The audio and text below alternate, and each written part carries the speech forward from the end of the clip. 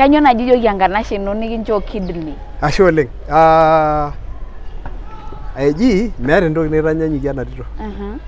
Amu tenenyorrata.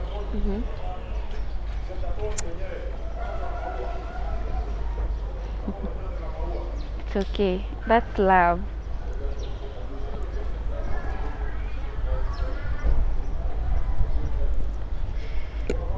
Okay. Tonyua amu enyorrata. Tenikincho oltung'ani kidney obo neton sininye eeta obo. Actually, tenenyorrata naa kanyorr oleng. Kanyorr amu ore tinakata sii paatii enewueji naa kajo ake Enkai oninye. Amen. Amu tenemut oshi ninye duo tuseme nai maana natum pookin ajo nanu enata matii. Kake ore naa tenkaraki itasho tenkaraki nanu nemaata oshi nanu duo entoki naidim nai atejo kaitaa sapuk. Kake ore enetaa duo kaidima naisho Enkai naa kaitaas. Yes. Naa enyorrata apa sinye anyorr paishoo ematua enye. Wow. Neeku kajoki ake mikinchoo Enkai omom. Eju ore duo apa entoki naitacho oleng niye nagira aisilisilani meyieuni nishori olairakuji ani sai hata peeku tenakata duo ketii alive. Mimi nikasikia uchungu kwa roho na apa ntokitin kumok nagira apa adamunye amu mimi ore apa pelotu father atum sukari nelotu ilemea. Yeye akakuja kunisomesha mimi kuanzia class 4 akanipeleka boarding busy nikasoma class 4 mpaka class 8 na dip to 6 class 8. Nairega aisom secondary nakara apa ntokitin kumok nagira adamunye. Mpaka nelotu Enkai anyorr iyiok mape India. Paketii apa iltung'anak likitang'asa yie ajo discourage. Kumok oleng. Ore apa agira alotu alo nena process neng'asa apa oloitu aimu ormarei laemieki saizi. Neji nikienda kufanya hiyo test na nini duo enalaias na transplant na kelelek alotu aaku meima elelek alotu aaku matiki ajing aji baadaye arashu duo matiki alotu atum inkera hivyo kitu kama hiyo. Lakini mimi nilitrust Mungu amu atejo nitaenda kumpea kidney kwa sababu amekuwa mtu supportive tenkishui yake. Nikikuwa nikipata ore nyapa ake duo nyara mtusho kidney nikimwambia niko na hii shida anani support. Neeku sasa hiyo ndio ilinifanya mimi nisikie nini? Sure.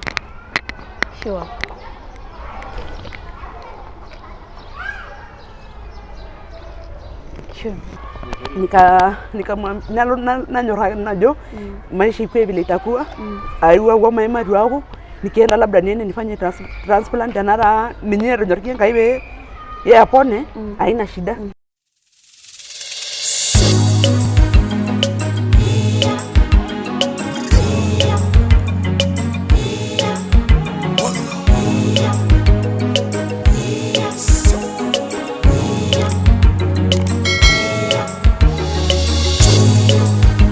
Mary's Pet Show, inspiring lives. Oleng'ona ile Mary's Pet Show, karibu sana na rishata sidai oleng. Ore apa tenda wiki kiata orkobiloi Elias Sapong'u tenewueji te Mary's Pet Show alituambia part 1 ewueji apa natiakaki bore kidneys lenyana nemekure easisho pokira are na ukumbuke alikuwa pia na pressure neeta sukari. Peliki sie yoga ajo ilienda aje juu alifika mahali ameshangaa atafanya aje na ore apa nkera inayiolo enkang enye na hata basi nye na shida neshomo neeku alikuwa anaona kama pia yeye anaenda. Karibu oleng. Ashe oleng Mary. Asi ore naa paendelea ore peyie aponu aliki ajoki torrite kidneys na naiporokini oldakitari ojo nephrologist.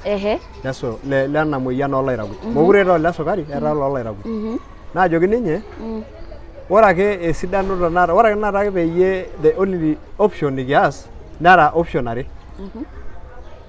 Amu keetai ninye ore duo peeponu paalotu elotu aaku meesita kidneys ore option edukuya paang'asi aisuj ilairakuj. Neeku kaang'asi apik entoki naji temporary catheter naa ninye naitau osarge nepik imashini isuj naashukoki. Amu teneeku naa iterua osesen ajeyu niteru enkare aiokumulate tiatua osesen neeku mairura.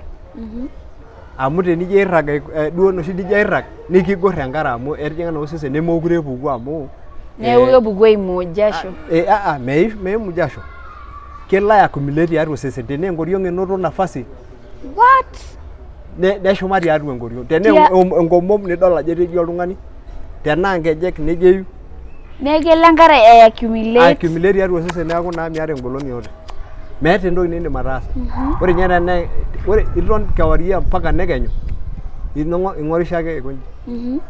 Meeta injo. Meeta injo amu tenijo airrag nikijo agorr ina are ashukunye ajo agorr kake meeta dii eneimu duo enaa enidol kake ore naa ena naisudori tenkoriong nisudori tosesen pookin meeta eneimu. Kake mikincho naake eseriani. Asi ore naa pee elotu naapiki entoki naji catheter. Naa eim ena ng'ony sapuk nalo atua oltau. Asi nepiki taa ina toki metaa ninye naisuj sarge, ninye naitau osarge tiatua, niisuj aitau olchafu, neshukoki osarge taa safi. Wenkare nyoo nashuku? Ore naa enkare mairrogie tine naa eshomo enkare ashuma tiatua enkoriong naudi aapik empira naitau enkare. Naitau enkare tenkoriong apa nashomo enkoriong atua duo matejo atua enkoshoke nelo aisudori toolaras. Amu ilaras apa etii kake enaalo enkoriong naudi tempira nitauni karibu lita 5 enkare. Amu ore apa entoki naidim ataasa. Ashomo metaa keeta associate ena moyian naji cramps nyoo naa ore cramps ekimbung enaa enoshi najo muscle. Neeku medumu enkeju nai aitorioo. Enintorioo nikimbung. Enintorioo mitorioo amu kema oleng. Kema oleng. Neeku naa ore ninye nanu naa tenaadumuni nai aaya amu etaa naa aiterua naa entoki naji dialysis. Ore dialysis naa pookin ake sinye pii impungusa enaare ang'as aaku kaas mara 3 kwa wiki. Tenataasa Monday nabik enkolong nabo nalotu Wednesday naitoki abik nalotu Saturday. Pee ipungusa enaare amu etasapuka naa tosesen neeku maisha airura. Iyie nalo aicomplain enikununo osesen. Naas karibu severally. Eton itu alotu aas metaa 2 times a week. Mpaka neeku duo naa nejia etiu. Kake ore kuna associates kulie neyau duo ntokitin kumok oleng. Amu ore naa osesen kilack vitu mingi sana kwa mwili. Calcium, iodine, ntokitin kumok oleng. Neeku naa keeta naa osesen shida amu keeta naa ntokitin naagira ailack. Minya endaa. Ata teninya nilimiti ajo kaa daa inya. Ketii ndaiki nimintoki anya inoto pressure o sukari. Ore ndaiki pookin naijo keeta entoki naji acidity mintoki ang'as anya. Ore irmatunda oota acidity mintoki ang'as anya. Ninyala naa apa ina ore paalotu nanu natum ina acid. Neeku yani ore nye paajo alopisho nalo kitu atum nairowua. Amu ketii naa acid osesen oleng. Neeku naa ni associate tenebo entoki naji cramps. Ore cramps naa kimbung inkejek neeku penyo nidumu enkeju. Nimirura amu kemen naa iyiolo ake enoshi muscle tenikimbung neeku nejia etiu. Neeku ore naa nanu apa ina rishata aloito dialysis amu asho Enkai enashe oleng nashukoki serkali ang enashe natii atua amu itu taa dii aiturraa. Ninche ake likibakita? Bakita duo amu NHIF nabak kake naa tanakata all those fares kutoka hapa kwenda mpaka sipitali. Nemalo toonkejek meji kadumunye nji inakata.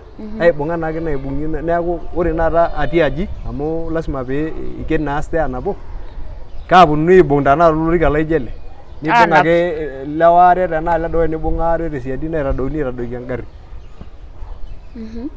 So nikasurvive namna hiyo mpaka naajoki oldakitari tenimu nai iyata oltung'ani likincho kidney naa intoki aitoki alo enkae level.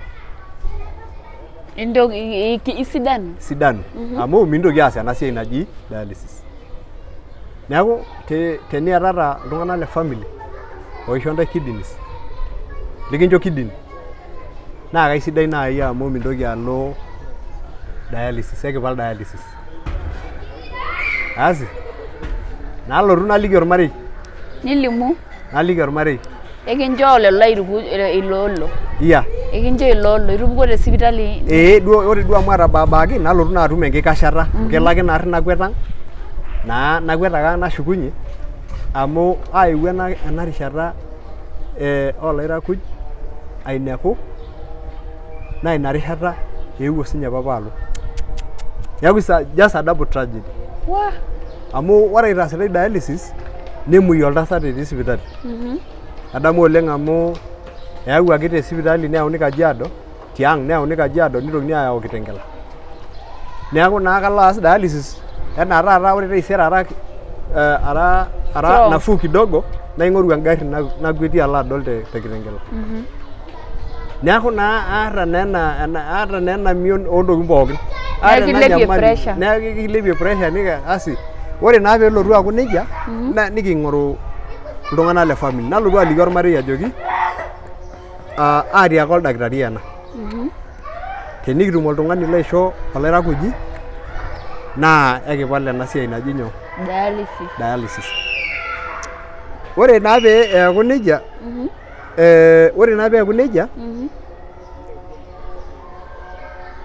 nejia ifaa kaata kias. Naisho ninye oldakitari mpaka naisho ninye vile tutafanya hii kidney transplant te sipitali naji Aga Khan. Naisho apa najoki ore naaji tenilotu Aga Khan tenikitum naa 2 million. 2 million kiasieki. Ore paalo ene nejo NHIF naajoki ninche NHIF ekincho ake yiok iyie lakii 5. Lakii 500, sorry. Lakii 500 aitaas dialysis. Duo NHIF yajo mpaka naa doi niunganisha duo. Kaisho ninche 500 metaa ore ena 1.5 hiyo sasa ni mimi ndio natafuta. Nemetii irkeek. Asi naiteru taa inakata aaku duo oltung'ani naa onyamal amu kweli ama tenayieu naa inakata apa tenidamu apa ilo ameyu le 2017 sapuk oleng. Yani olameyu otumuta ntokiting naa keitoodoro nele nanu neeku adolta ake ajo metumi ake kuna pisai. Kake ijitolea ninche ormarei nepuku nkera naabaya karibu ile 7 aajo ekincho yie. Ejo kisho lalashe lenye. Nariku pookin mpaka nikiponu ena sipitali amu ore apa oldakitari laeloketaki duo tende te Nairobi West naa ena najo Mata Hospital apa etii.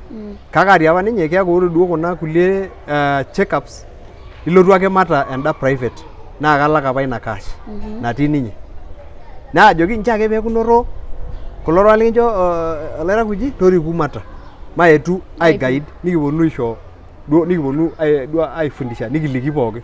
Narik nkera naabaya almost 6 I remember. Nepuoi taa niteruta aliki duo aifundisha pookin nelikini pooki toki.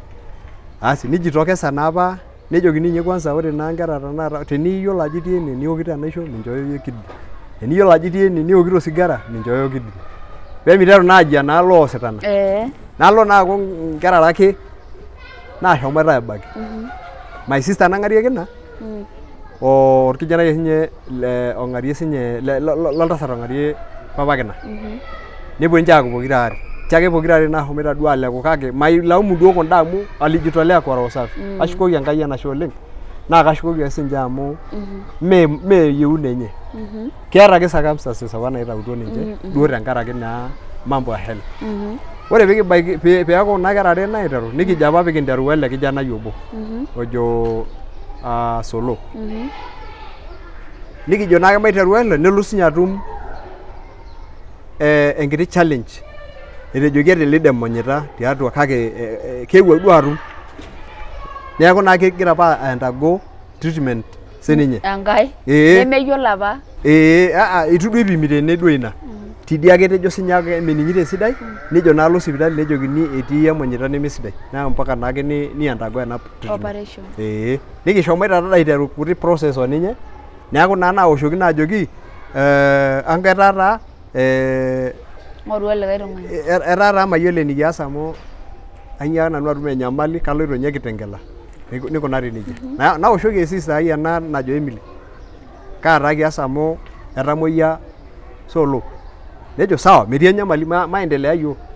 Asi niteru taa sinye alotu nikiendelea nikipuo keetai test kumok oleng naasi kitambo upewe kidney. Keetai oleng kumok. Naa ketii ninye naa kirriwari nona test mpaka South Africa ashu irriwari India peeponu etii naa ninye duo the main one na naji compatibility test na ore piipuo airriwaa tende nejo lab test tende tembata e Kenyatta neewa almost 85,000. Nikirriwaa kake ore taa tenona pookin eetuoki naa aajo ama taa amu nooloyiok kai kinko tenkaraki mikiata ropiyiani netaana tenaa Kenya igira aasie naa 2 million. Oti diakop.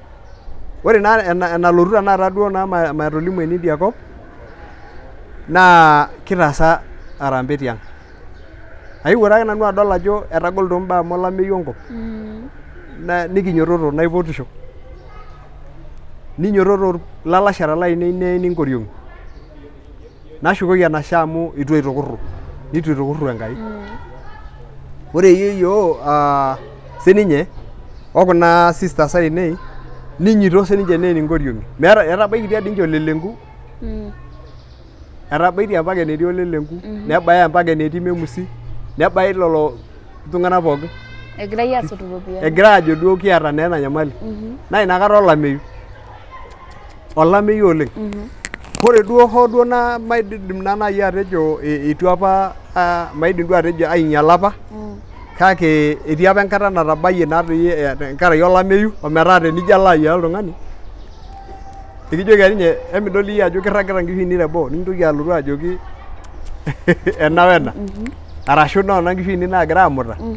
Nejo duo ake ntae entonyok. Aya, nejo likae ore enikinko kai upgrade ina NHIF.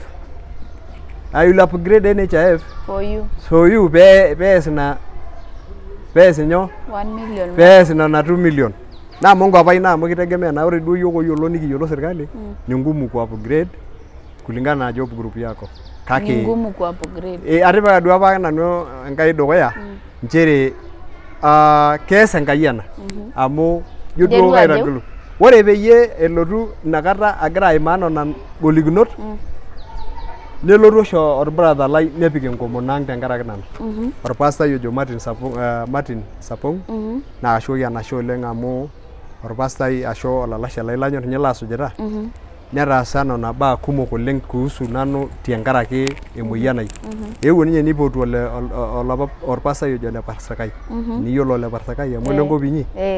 Nikipuo tine oshi ahomo ajo inakata oshi naiteru aipotu. Uliamua tu wacha niokoke. Wacha niokoke. Amu etaa ore ena shida netaa Enkai ake naikaja. Enkai ake naitau ena shida. Nikipuo ang' nikipuo nepiki enkomono nikiomon. From there nalotu nake aendelea entoki naji dialysis. Ore dialysis nelotu oshi ndamunot ainei orbishop ojo Ole Mangura. Niking'oru naa ina tito dii ninye natejo kigira taake aendelea aas kitaasa harambee nikitum karibu 700,000. Neeku duo ore naa agira aas nabo olong' agira aas dialysis nabo olong' tentoki nikitum endamunoto Ole Mangura. Etii olikae pasai ojo Ole Tome naa ninye apa ogira ailink wena tito naa apa naishok ematua osesen lenye. Nikonekitaki yiok Ole Mangura. Nelotu ninye nelotu anyu yiok tekiserian. Nelotu nye ena tito ene natii nikiponu apuo enetii Ole Mangura. Piidol ajo kees enkomono esiai. Nikidumunye apuo enetii Ole Mangura. Nikipuo nelo aomonoki yiok nejo ore ebaiki tanakata mairuko yiok Enkai ajo kebol inkoitoi pookin. Iruko akeyie Enkai metii aitoki duo nayieu ninye Enkai saidi teneme enkirukoto ake. Asi nikipuku. Ore taisere naa kaloito dialysis. Ore paalo dialysis natum orkijanai ake otii likigira aas tenebo. Kigira taata irruatin kiriamari irruatin. Kigira aos story. Najoki ji kayieu taatoi naas ena toki kake eesita ntokitin aja mbaa are naagol tiatua nanu. Egol esiai ooropiyiani.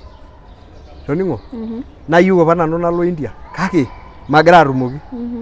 Jamo atejo amanaa aitamanaa enkardasi amu ore naa esiai esirkali naa iyiolo ajo keeta process.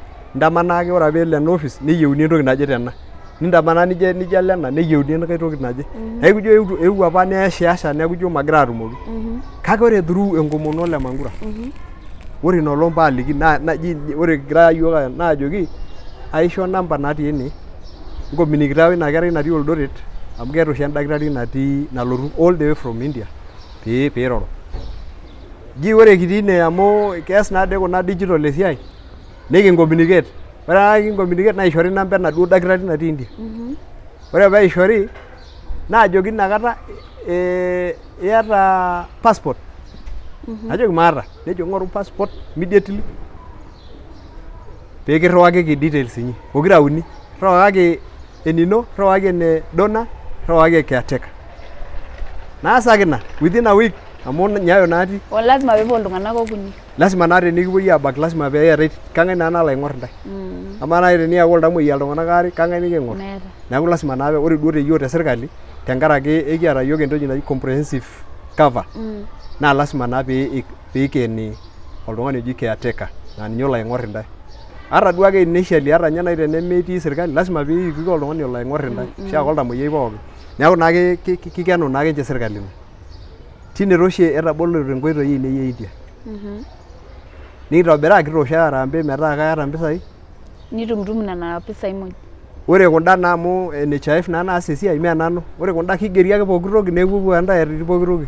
Tine taa oshi kitudumunye nikipuo India. Kake eewuo ina daktari mpaka Kenya naipotu nikipuo aatumo.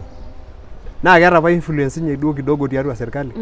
Niharakisha neoshoki lelo tung'anak. Ore tiatua within a 1 month enaa pee kinteru ina siai nikidumunye aapuo India. Etaa taa ena tito nang'arieki nanye taa Donna. Nikipuo India. Ore ena nikipuo India. Netaa sidai amu itajeuo. Atajeuo naa nashomo naa naitoki ake ole Mangura aomonoki metanoto strong faith. Neeku igira ake aomon ata iloito tenteke. Ore ninye nanu atii ake dialysis. Kagira ake aomon neme dialysis ake amu aimayie naa nkoting kumok. Kitajoki ore ena moyian esukari naa kelo nikireu metaa in coma. Mara mingi aitawuoki tene akwetie sipitali nalo alo ICU. Nimelala ICU mara kadhaa. Umelala ICU? ICU mara kadhaa. What? Kwa sababu ya hiyo tu kwenda in coma kwa sababu ya pressure na sukari. Severally. Keji ake etii ng'ania ICU. Neponu oladuo marei pookin tiang'. Tenkaraki naa etejoki ai etaa mokure ade elio maisha ele tung'ani. Neponunui naa keji ake kiponu kara very strong. Wow. Kagira aitagol. Amu kaata naa apa duo strong faith ajo ore ena it is just an obstacle ake naimaa. Wow. Yeah. Neeku duo aewuo atum oleng engolon. Naitoki aomon oleng ashukoki ofasia Ole Koshopa sininye enashei oleng amu etabaua ninye ene natii naitoki aponu aomonoki orpastai ilo brother lai naitoki atum engolon oleng. Ope nikinchori kidney nisidanu. Nikipuo naake India naapuo aitaki nikipuo duo nikipuo aas nena process. Kumbe ore piintoki alo India naa ias ake napa process pookin nitaasa te Kenya. Kake taa esidana naa amu ore pooki toki pookin naa kinkenaki ninche ena comprehensive cover. Nikias ore the year 2018 tarehe 29 mwezi wa 10 na ina olong' oshi aitijing'aki duo naa aitijing'aki theatre aapuo aisho kidney naa nikipuo neesi almost amu teipa aitijing'aki nikipuo aapuku enoshi kata taake Kenya amu ore naa duo pikipuoi arrep mekitaraki naa nebaki ntae nitotini mpaka nilo ade apuku pee kiyauni naa ICU keon. Asi kaewuo ake nanu etaa kaning'ito emion oleng amu eishunye naa olchani tosesen. Etaa kaning'ito emion naa kajito kanyoo sa doi apa etaasaki ena toki. Asi ore enoshi kata paabau ICU najo koree sister ai. Etaa duo ninye ayieu nadol. Kumbe eeta apa ninye a problem kidogo if I can go back. Ore 2011 atii enkaji natii ene. Yeye ni burst entoki naji appendix tiang'. Neton naa kikini enkerai enye tenakata edukuya. Na karibu hata yakufe. Nedumu neyauni Kenyatta nang'amu nikiarare ompaka nitaasi operation aitau na appendix. Kumbe ore apa nitadanyaki aitaas ina operation hawakutengeneza vizuri. Nepuo naa leku amu ore nooshi ake operation. Nepuo le India adol. Nepuo naa adol amu mikintokini duo ore pikintaasi operation mikidanyi aiwei. Enapa tenetii oshi ake tenetii duake ewuei apake nikitadanyaki edukuya naa ninye ake. Neji naa maape aing'uraa neeku naa keeta ake nyoo. Keeta ake sinye enkiti problem. Nitokini aitoki sininye take time enoshi kata idipaki sininye aitobiraki naa ina. Neeku naa etiu enaa nanu ituruko nalotu nanu neishunye olchani. Eton duake etii neeku madolta. Neeku kagira ake ajo kore doi sister ai ajoki kuna nurses. Wapi sister yangu? Mpaka tade nadolu sinye errumuni terruat. Nee naa amu ekimpira naake amu ICU naa ore naa ICU unajua ICU vile inakaa. Ekimpira ake neeku kigira ake aing'uraa. Nikinteru taa matibabu tinewuei amu ore pikipuo India nemeeta ninche India neng'oto eji kipiki ward. Ilo ake duo eetae kuna suits natii kando ashu nkotelini, neeku ilo ake aton tinewuei. Ore enoolong duo ena inoolong nabaiki naa inoolong eetuo atua sipitali. Kake ore enoolong eponunui ake aitest intae nipuopuo nishukuoko apuo airrag hoteli. Wow. Ore naa sinye tanakata ninye neeku naa eewuaki naa neeku ekiboita. Neeku naa entomononi ake duo ena caretaker ninye naake nalo nyoo? Sipitali. Ninye ake nalo hoteli ninye alo airrag. Kitii naa yiok sipitali kake ewiki nabo ake kitobiko enaa apa abaki. Nikipuo apuo sipitali. Nikipuo apuo hoteli. Nishukunyenye Kenya. Ore na kitotoni kidogo te India. Amu ikuna nji eji kitotoni mpaka ne expire yiok visa. Another challenge nikinotoki te India kidogo. Ne expire yiok India. Ore pee expire nikitumia napa pisai nikiata nairriutua sirkali omeishunye. Neeku ore naa hoteli nikitii amu sirkali apa nalak. Itiko naa ropiyiani kejo ake maetu aikilikuanu te sipitali nejokini bado hatujapata nini eton itu irriwaki yiok enkae palai ompisai. Neeku ore inoolong nye nikipuku yiok kwanza. It was a challenge. It was a challenge amu etejo naa loopeny hoteli mipukuku meetae undertaking. Duo naitodolu naa ajo ore kuna olong'i ninyaakita aitumia nikitumie mpisai. Naa ore naa ore India naa kegol duo management e India osipitalini amu ore sipitali they can only afford sipitali nurses other equipment. Kake ore peeku oldakitari olotu openy makeon naa ninye likincharge mpisai nitoki ninye alak sipitali. Naona sasa? Neeku naa enda dakitari apa nawa yiok ninye naa yiok kintoki airely ajo kaa taatoi iyawua apa yiok enkop oiking'a esiunie neona yiok naikenori edumunye taisere enteke saa 10 entedekenya alo enkop ang'. Nikitum apa challenge sinye ake tine kake ore ake etii Enkai nikiimutua ake sii amu eewuo naake ni intervene nirorieki nejokini kirriuni mpisai. Neeku naa ore sii piitu duo irriu naa naitasheki nanu ina dakitari taa naajoki nanu na encourage oleng ajoki miure aikata ena amu hizi ni challenges oshiake nikitum pookin kake ore iltung'anak pookin naa nanu eimutua itu aikata aikaja. Neeku ipuopuo ake taisere tedekenya vile etiu ake naa nikimpanga amu kintayarisha ticket enteke time engarri nadumu yiok aya mpaka airport. Neeku miatata shida. Kweli neponu taa apoloki yiok nejokini yiok etaa sawa. Etaa ipuopuo Kenya. Etabaki nasikia sawa nikishukunye nikiponu Kenya. Ore pishukunye aponu Kenya nikiponu naake naa nikiponu aendelea. Ore tanakata kaata irkeek oji life span medicine. Na mapal aikata amu keji immunosuppressant. Ore kulo immunosuppressant naa ninche likincho compatibility e foreign body. Ore ena matua osesen apa naishooki naa mpaka netii irkeek osujita peetum ataasa esiai duo esidai nemitoki aifail. Ore etii ina nagira ake aimanage sukari tanakata o pressure. Nashukoki Enkai enashe oleng amu aewuo naa apa nayiolou Enkai. Neeku metii toki nang'as nanu aas neme enkomono ake. Enkai ake. Ajo ore peeton aboitare nkera ainei, ore peeton atii esiai natii paaboitare ormarei naa tenkaraki Enkai. Amen. Neeku naa nashukoki apa Enkai enashe amu ore sinye ena dakitari apa naatabaa adamu oleng ajo ore eton itu ajing theatre nelotu ake naajoki ng'ania ai naisho sirata te Biblia lilo aisum eton itu ijing theatre. Naisho orkerembe lenkai 91 yani 91 na nchere kake atiata apa suma pookin kake aisun naisuma duo orkerembe ledukuya ko nchere duo kaitagolo apa oleng nejo ore ilo obik torng'obor lelotii shumata aisul ilo obik tiatua oloip lormagilani kelo ajoki olaitoriani kelo ajoki olaitoriani esarunoto ai naa osembewua lai Enkai ai teninye aisilig. Amen. Na itagol apa ilo rorei oleng amu isuma naa pookin mpaka mwisho amu eji maata ama atorioki naa apa entoki naji atukurroki neeku maata honyo. Nejoki Enkai enkiti naas natii ine nchoo ng'ania esimu misuma ilo rorei taboloki misuma ilo rorei Psalms 91. Naitagol apa ilo rorei oleng. Neeku ore nye paajing enaduo wei kadolta ake ajo esiligita Enkai meeta entoki nabo naang'oriki. najito apake naa nijia ake sinye etiu enkanashe ai amu atoomonoko naake sininye. Ore eton itu alo natoomono. Neeku naa yiolo apake nanu ajo ore ena naa esiai ake nalo aidipayu with a successful return. Amu ketii Enkai tenebo yiok. Medumu apa yiok Enkai neutaa yiok nepuoi aabaki yiok kitalaita iropiyiani duo naitosha nitoki aya yiok entiakinoto pee kipuo aabatata. Ore Enkai naa Enkai naa ninye naisul pooki toki. Amen. Neeku ore naa pee kijing nikipuku neesi nena pookin nikishukunye Kenya. Ore pee kishukunye Kenya nikiponu naake naa nikibau enakop nikitii. Kake aishoo endakitari enaa najoki kaata irkeek naa le maisha ai nanu.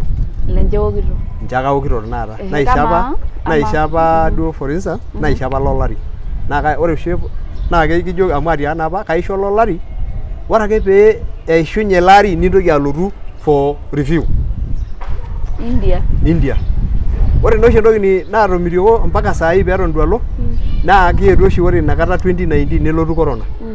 Paa kitu naa cut of travels pookin. Neeku naa nelo naa ore naata sinye sirkali nelotu apa ore enoshi kata agira ajo aitoki aing'oru nitoki aponu aibelekenyaki yiok insurance. Neeku kitii taata enkae insurance naa kitambo sasa niunganishe hizo zote niende. Kake ore ake etii nena pookin aisiligita nanu Enkai amu itu aikata aitoki atum enyamali. Aokito sii lelo keek itu duo anyamalu alau lelo keek. Neeku naa aisiligita ake Enkai amu airriwaka apa olikae dakitari lagira aitumia tenewuei te Nairobi ojo Dr. Wala otii Aga Khan tenewuei. Naloito ake sii duo nena reviews pookin amu pookin adake sidai tenilo. Igira ake aisilig Enkai niyiolou enikununo osesen. Niyiolou osesen enegira aikuna amu ore oltung'ani teneimaa ntokitin kumok niaku dii ninye oldakitari makeon. Ore tenelo nelotu nining osesen ajo mee sidai taata yiolo ake ajo kanyoo enarikino piinkaja pias. Amaa tonena pookin kanyoo indim atiaki Enkai? Ore tenena pookin naa ore ninye Enkai meeta naaji enindim aitaasa. Ijoki ake Enkai ashe tenkaraki baa pookin nikintaasa amu ina taake ninye eyieu ninye piinyorra nisiai tenkishui ino pookin nijoki ashe tenkaraki enikintaunyie amu ore ewuei naitaunyie naa ewuei apa nemaiteki naaji miteki likae tung'ani amu tening'orr ore apa indamunot ookulie tung'anak kumok naa kejo apa mookure eeta ele maisha kake oo naa Enkai. Naa ina naa atii ene paishaki naajoki Enkai ashe toonikintaasa. Ashe toonikintaasa amu metii likae laidim aitaasa leme ninye ake. Naa ina paatii abori kanisa aiseremita Enkai toonkatitin pookin. Netii apa ilkabila iltung'anak oiting'o osiligi ajo ore ele mekure etii nyoo. Kekumok oleng. Kekumok mikenayu kake kitukurru naa ninye Enkai oloirirua if I can say so. Kitukurru Enkai oloirirua amu nele nanu kaja iltung'anak keoshi neiken duo nanu naaji namfano ajo amaa amu lele nanu naiterua apa ena nyamali 206. Kaja iltung'anak ooshomoita aing'ua yiok kutoka 206 mpaka tanakata. Peemidol ajo keeta yie Enkai enkolata oltau lai arashu enkishui ai and that's why paatii ashu paagira aisurvive.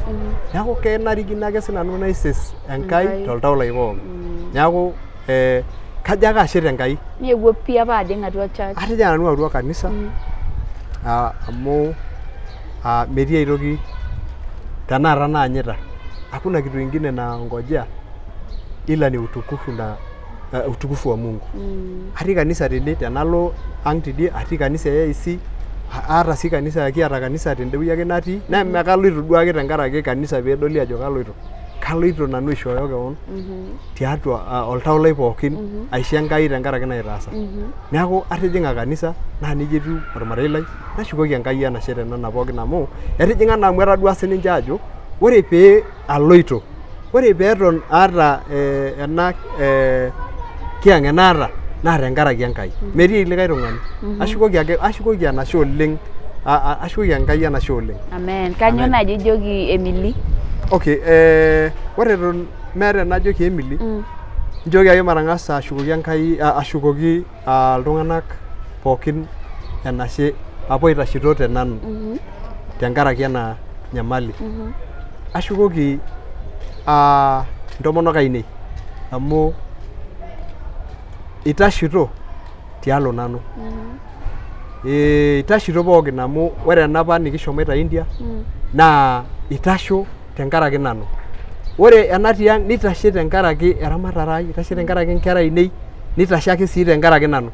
Amu ijo kebaa nai duo nai itum enyamali nikile entomononi ing'ua.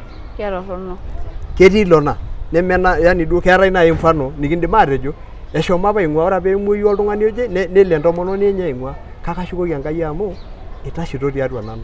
Naa nejia ake aisho nkera ainei amu ore nkera ainei nitu etum enyamali, nitu eisumbua tenkaraki enkisuma, etayiolito ake sinche ajo ore papa neeta enyamali nagira aimaa. Nivumilia nepuo sukuul mpaka nashukunye. Neeku naa ashukoki enashe. Nashukoki brother lai lojo Martin orpastai, ashukoki enashe amu ninye sii oitashokio nena kera. Ing'uraa ormarei lai mpaka nashukunye. Ashukoki ilalashera lainei pookin. Etii Julius Sapong, itasho ninye mpaka oldakikai le musho. Etii oltung'ani ojo David Sapong, ilalashera lainei pookin. Itashito nkera e David amu adamu ajo atabolokito tooshi Pebil. Hoo duo nitu ees esiai oleng kake itashito nena kuti toyie eyiolo ajo uncle enye ele naitasheki naaboloki Pebil nepiki embata oompisai naa ninche nainyakita aponu aaret nanu tesiadi. Aitoki ashukoki Enkai nkanisani. In fact keetai Nkasereman walisimama na mimi na maombi. Walisimama na mimi na maombi. Ashukoki ake Enkai enashe najo metamayiana ninche minyiaki Enkai aponiki ninche irpolosien aitalalaki irpolosien lenye. Amu walisimama makanisa yote. Ore ninye ometabaiki ena radio najo ene Mayian. Etaa naarri kila asubuhi kinyototo ake olorere lormarei lai neoshokini olekuyioni naomonoki. Ashukoki enashe oleng. Amu ishoo nye apa olekuyioni maatayiolo maayiolo apake. Amu kila enkerai nairo kuhusu nanu naa kejoki fulani mpote enkarna etii India. Yani neeku ore ena amu kainining'ito apake through digital yani wananipatia moyo. Amen. Naitoki ashukoki kulo asale esiai le serikali latii atua. In fact wamenisimama na mimi. Itashito sinche tiatua nanu oleng. Amu ore ngarrin e serikali etaa apa etii apa engarri naitawuoki nekeji eneng'ania.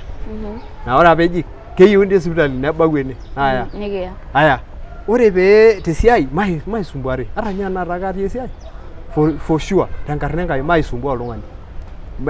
Tenelotu oltung'ani pee amu emekibelekenya nooshi irkituak. Ore orkitok oitoki alotu naaji likiata taata naa det ake eewuo nelikini apa shidai neeku kejo ake ninye minyikakiki ele tung'ani. Enche ees esiai enye kulingana na uwezo na nguvu zake. Naona sasa na kashukoki Enkai enashe. Ore duo iltung'anak kumok kaata iltung'anak kumok laidim atushukoki enashe oleng kake ore naa tenkaraki saai kajoki ake lolo pookin apa itashito tialo nanu metamayiana ntae Enkai misho ntae Enkai omom metoponiki ntae ntokitin pookin apa naaba enaa enintautuo tialo nanu neponiki ntae. Amen. Najo ashe oleng. Ashe. Mili. Yes, adolta ajo etii ende wueji ore kigira aidip eton eitu aitoomon. Kanyoo naji ijoki enkanashe ino nikinchoo kidney? Ashe oleng. Eji meeta entoki naitanyanyukie ena tito. Amu tenaa enyorrata.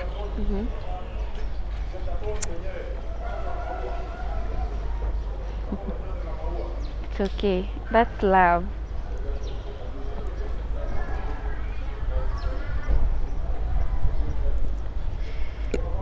Okay. Tonyua amu enyorrata tenikincho oltung'ani kidney obo neton sininye eeta obo. Actually, tenaa enyorrata naa kanyorr oleng. Kanyorr amu ore tinakata sii paatii enewueji naa kajo ake Enkai onenye. Amen. Amu tenemut oshi mee ninye duo tuseme naimaa nena tokitin pookin ajo nanu enata matii. Kake ore naa tenkaraki itasho tenkaraki nanu nemaata oshi nanu duo entoki naidim naaji atejo kaitaa sapuk. Kake ore enetaa duo kaidima naisho Enkai naa kaitaas. Yes. Naa enyorrata apa sinye anyorr paishoo ematua enye. Wow. Neeku kajoki ake mikinchoo Enkai omom mikintobikoi. Amen. tenkaraki ina pookin nikintaasa. Amen. Mitobiroki nkera inonok. Yiolo ajo ore oshi tuseme tenakata entoki naijo ina naa ore apa embata oltung'anak naa keji tenilo aishooyo ematua ino osesen laijo kidney mintoki aisho nintoki aaku goigoi. Tulipata outside challenges tenkaraki ntoki naijo nena. I-discourage iltung'anak ajo teninchooyo mintoki sii aishiu. Miisho. Mitum engolon teniasie esiai ino keeku ira goigoi paa kang'ae nikilotu atoniki aasaki esiai oltung'ani goigoi neton ira enkerai lakini itasho ninye tenkaraki nanu. Itasho oleng. Wow. Neeku kajoki ake metamayiana Enkai mikintalalaki Enkai irpolosien mikinchoo mayiana arashu mikinchoo yiunot oltau lino. Amen. Amu ekitabaya ninye. Naa nitukurr sii irmang'ati. Itukurrua lelo mang'ati apa pookin oojo milo ake aisho amu ketiu ena wena wena. Milo ake aisho amu yani etii apa challenges nikigira aimaa inakata agira kake itasho ninye nejo tenaa brother lai anang. Wow. Ninche nalana. Nanjo naaku. Ninche ake ekwena ina. Kweli nitashe. Nitu akata eng'asa ashuko tesiadi. Tenaa ninye itawuo ninye ometaa ore ninye etii Kajiado keitumia mpisai enyenak naalotu adol nelotu aasaki yiok nelotu aret entomononi ai tenkaraki ake nanu. Neeku kajoki ake ashe oleng mikincho Enkai omom. Amen. Metaa Enkai tenebo iyie onkera inonok ormarei lino pookin. Neeku ina joki. Kigira taake aapuo dukuya. Itoning'o naaji etiaka yiok osinka lenkai Elias Sapong'u etiaka yiok ajo ketii apa enkanashe enye naa ninye naisho kidney. Naa nena dii esinka Enkai naa kisidai naaji ake piidol sininye neliki yiok ajo aliamua kumsaidia ndugu yake itu ening iltoloshi loltung'anak. Keliki yiok tenaa ketii apa iltoloshi loogira ajoki minchooyo ake entoki naijo ina experience enye te India tinewueji. Neeku agira aitoomon oleng Emily, karibu oleng. Iroroki oloing'oni le Mary Supet Show niliki ajo kiji ng'ae. Karoraki ntae pookin kaji Emily Nasiria nimeokoka nampenda Yesu. Kagira aishiriki kanisa Dominion Chapel. Wapi? 80. Under Pastor Emily Teteyo. Na Dewi. Pia niko mama, niko na watoto 4. I have 2 girls and 2 boys. Na Rabayan, naitwa Richard Patleton Murijoi.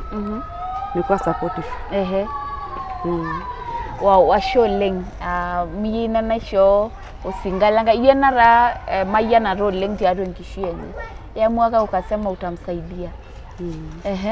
Toliki yiok. Nilikuwa sasa ewo hapa alikuja kutuambia nyumbani ifaila kidneys kasema kayieu oltung'anak lapush do ameambia hospitali pelotu aing'oru iltung'anak donors opuo donetaki olairakuji. Sasa tukakuja namba ya watu 4 cousins laini wale wanano wale step brother lai tukakuja kwake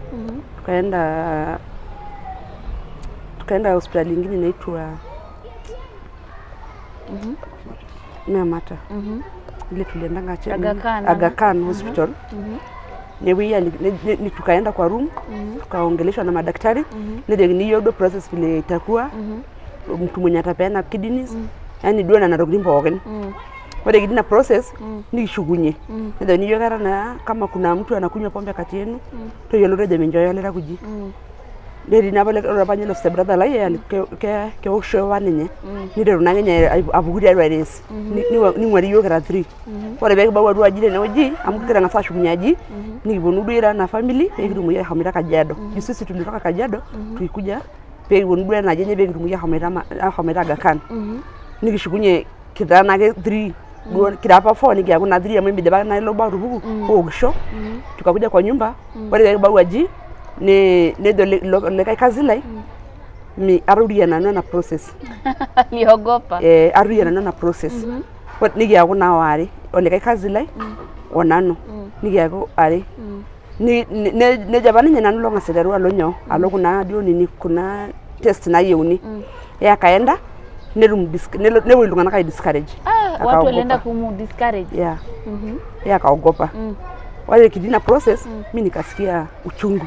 Wale siku moja tukua tunaongea naye amwa kemuya bani nyoleng. nikamuuliza kama huyo kazi wangu alikuja check up ndio hizo matest. Akaanza kumdanganya mara anaumwa mara nini. Hiyo kitu nikabeba kwa uzito. Nikasema mimi ndenda kumpea brother yangu kidini. Asiumie juu ore dobe ndo gina tacho leng ni nagira isilisilani meyonisho dolera kuji. Ani sai hata yeye pegu na dokiti ya life. Mimi nikasikia uchungu kwa roho na rabando ngumu nagira bada munyamu mimi kuna ore wabe lolu father bwa arumskari ne lolu lemea. Yeye akakuja kunisomesha mimi kuanzia class 4 akanipeleka boarding DC nikasoma class 4 mpaka class 8 na hadi to 6 class 8 na ile some secondary mpaka form 3 na drop ngari yeye the way for form 3 nyakale somera na gara bantu ngumu nagira damunye wale naloru nano neregna naloru ajingu sasa vile brother ule kazi notu alikataa kuja hizo matest naloru na junguti ni weji tukakuja tukaenda nayo matest ni na process wogen ambaka delo nanga ya nyotiyo mabe India pa ile baldo ngana ligire ngasa ya je discourage kumuguleng ora bagira loru alo na process nanga sabolo ilwa emu ora marila hemi size neji nikienda kufanya hiyo test na nini na dua nala yasina transplant na gelele kalugwa go mema gelele kalugwa go mariga dinga ji baadaye arashudo mariga tu arumi ngera hivyo kitu kama hiyo. Lakini mimi nilitrust Mungu wa marajo nitaenda kumpea kidini kwa sababu amekuwa mtu supportive tengishu yeye. Nikikuwa nikipata wala nyaba gedwa nyara mtu kidini nikimwambia niko na hii shida anani support. Na kwa sasa hiyo ndio ilinifanya mimi nisikie nini? Sure.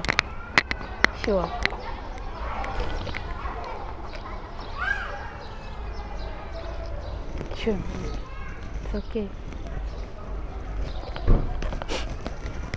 Ni amua jo maningi rore ilo ltung'ana kaisha ko lalasha lai oloira kuji.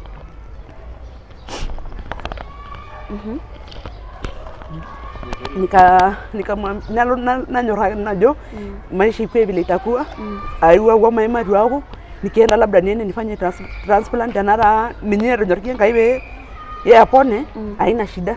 Mimi ndio bana ni prepare ngare ni psychologically najogi alo na process amiyelo da vile tuliambiwa tutaenda 6 months nikakuja nika prepare psychologically ngare ni nakagara jogi at this time nakaluru alena na duration mabere ndai nitakuja kwenda India ale support angolenye ora actually kenyor shingara ni yole wanampendanga sana na ore ngara nyabo kuna jana ikalo Nairobi ne kadola kinjara nyana shughuli zingine nimekuja nikijogi keja kenje ngaje nyalo nikaligi hata walikuwa wananiombea tu ara barunga benkani na 3 years kage kainajo era sinyo mzela ya mwe na badala jo hii kitu nimeamua neloru na mume yuoba lakini vile sasa aliona mimi nimeamua kitu na roho yangu akakuja sasa kuwa supportive na mshukuru yeye hiyo time yote nilikuwa India era supportive ngora ngara ine wajaipata shida walikuwa private then na walikuwa ndo wanasomesha na nyepo kurogi araenda sana yegwe orbayen naisha nashe nyago na hiyo ndio nini yangu kaisi na shughuli mama la yanashe madha alitushika sana na maombi alikuwa supportive sana nyago kashugo sini yanashe amua naitwa Susan tumanga wa shusa sapong na shughuli yana shole wao unaona uko sawa neni njo hiyo kidney njo kilungana na maybe mtu ako na shida kama hiyo ni never lungana grade discourage be merero lungani show kidney olaira kuji hiyo kitu iko sawa mimi sijaona anything bado kimpatia mtu kidini kadola kajo ni kitu nzuri nisaidie walongani peke tumo kisinya kaisaidia medido ndo na jiji tenile show utakuja kusikia kuwa mgonjwa labda lesha yoro biloruma walongani mera do challenge sabo wow kimayena ngayo leng yela nyorara ina nindoduo lalashe lino nikimwa siyankai yela jetu singalangala rejore maya ore enkai na kemayani iltung'anak eimurkulie neeku tapa siye ewalare nkomono to lalashe lino Julius Elias amagira abanya omona enkai ajoki nchiunyeki neimwa nkaiye perum ninye anoto kidney sawa mo fail apa kulenyana kaina erna rulirunga la rugine wala bari dina process erundu India akakuwa na wale rundu India lelo bane muyu oleng wale na bolonga wali nikiwa nimelala nikasikia sauti inaniambia pari ni yule mangura na ushike simu tulikuwa na pastor mwingine anaitwa John Tome Lengobang lo Damat mimi ni mzaliwa wa Damat kaka ya Magida ngona jirika kuti nikampigia we pasta simu naje kaiko kara brother lai lomui oleng amu keyiolo apa ajo Elias alikuwa mgonjwa naje kai na nikiriki ole makai sasa na ingope kitum ole Mangura akanielekezea na vile nikitum ole Mangura naelekeza na ushoki nije simu naje kibondo sere nikasikia kitu inaniambia ora mojo ilo bando kitinga kujua megira do process hapo vizuri nani ndo najaga ewe le Mangura na ushoki simu na sasa na dai mabala Mangura mikiro muno ni bikiro muno ni pegiro mo kaja ahomaida ni le Mangura nenye to kadamu aje Wednesday kakuja from Kajedo na ngari mpaka na jenye ni tikidabusini joenda sare nyara prepared amuka support finara sare nyole ni gobo na mpaka kiseria ni sheyo ngayo mumni kijanga yo le Mangura akamuombea sheyo ajoya ni sheyo kapoidi manajage loruang ai ku take time sheyo kapoidi menengara do na alifika nelo monoki yo nebole ngai mlangoni wala benda nagere litilito hiyo kitu kafunguka na nilo kila kitu through ni nyanga yana shela ngara ole Mangura leo jinyevi olongani la maana rengishia alituombea tukienda na pia alituambia wara ke shugunyenye nekibonisho Thanksgiving amkayo la deke lenga ya simba sabukun omba kitwa nekibonisho Thanksgiving nikishugunye siyo ndio yashuka bwaje kitu shugunye yade nikishomera successfully nikishugunye nikishugunye sidai nejo ema beri na shoya na she ndio mugiyo ngara doro aenda nyumbani tukapeana Thanksgiving nikinyanga ya na shamujo lambake ne nakajage na nwangai anyije yangai ngorita nda kamera kado ya she nadi gele ka ngani lo ora na yolta moyile nyala gere wa kidney failure mi ure na process endoki nalele ko leng na endoki sidai wele nenda sale ka ngani amana yen organ na endim na isho le ka ngani organ be mo gisa faifa kanye be mias nje be nganga yara redo wow barikiwa sana Emily nikinchanga yomo ore siya nenite emayanata meeta iltung'anak emayanata teiyie nikitamayiana loshon that's so powerful imagine alipatia brother yake kidney hiyo ni upendo wa kusikia sauti amu ore enkomono pookin na kewala Enkai eimu iltung'anak na ina pifaniki akulu ereroro torkulie tung'anak mintoki ajo uko na mali uko na kila kitu miyieu iltung'anak ore Enkai natii keper nikiomon na ilo tung'ani yiolo ajo indim ainepu oltung'ani unaanza kumdharau nimiyiolo ajo ore taisere ele tung'ani likiret ama duo tinintaasa oltung'ani entoki torrono nilo ainepu huyo mtu anaweza kosa kukusaidia kake teniaku emayianata tooltung'anak na inuanu ora nata na ikiponu ake sininye yie lelo tung'anak amayian na endejo Biblia ore ake pooki toki niyieu nitaas intai tenakop nentaasa irkulie tenintaas irkulie aku emayianata na ikimayiani siiyie agira yieu ashe oleng Emily barikiwa sana ashe oleng kaina shuko ngara ni yanashe kara bana kara na kara wangera uni walikuwa wananiombea sana hata wakati ore kigiraba tina process be unabo the following day India nikimgoti pastania duaji ore gira lo pastania omon waka negilinja ko kadamu vizuri wata watatu hakuna mtu alisema doja bara pastania be giliko kage na damu ninja giliko bogira uni na ni kama waliambiana tu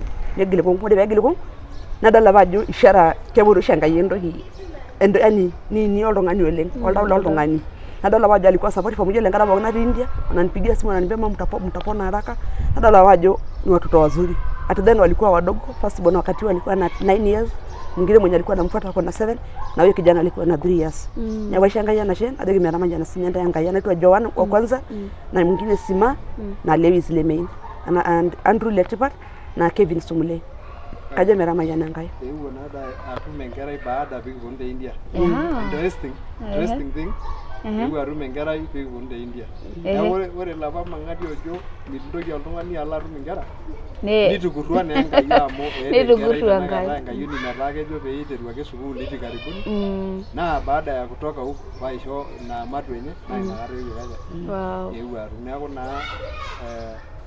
it is interesting and also it is encouraging encourage iltung'anak amu etaa ninye ke empisha naitaduaya kewon nedol iltung'anak ashu ning'orishore iltung'anak neeku naa ashukoki enashe oleng kaka ashe oleng another thing ara bangera natobirere nkera ni at that time nkera naji Nelly Yamoi la city engara ina ramayana rasmi ngishie ashuko yanashe ajo mikiramayana Enkai na mingile Enkai sho maisha sidai engara naji la soipatu kemayana Enkai pookin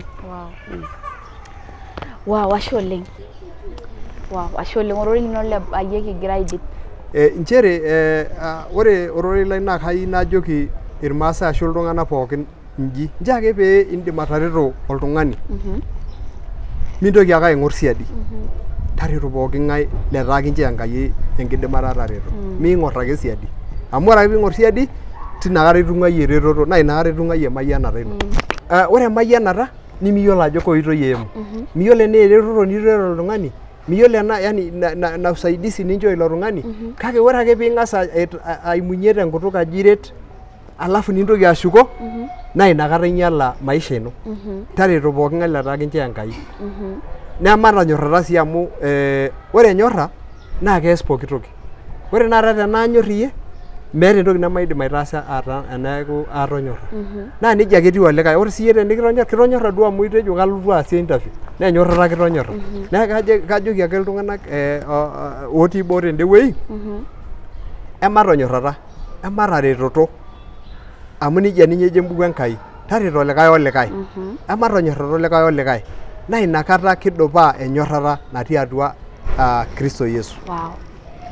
Wow, ashe oleng tenkaraki niewuo Mary Supetsho. Ashe oleng. Nimeshukuru sana. Ashe. Naa ore teshakinoisho ino naa kilepunyeki olaitoriani. Amen. Yes, ashe oleng olaing'urani le Mary Supetsho ine kigira aitabaiki chakeni sii enkolong etaata itoning ajo kiidim Enkai aiokoa hata kidneys zikiwa zimefail naa ketii Enkai nikiret. Yes. Toorishat pookin. Nagira ayieu erishata namayiana kitumo enkolong enkae wiki erishata naijo ena terishata nikijo ene Mary Supetsho.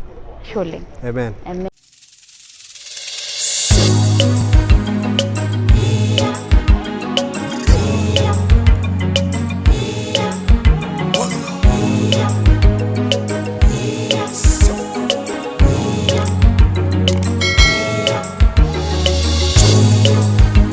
Mary Supetsho, inspiring lives.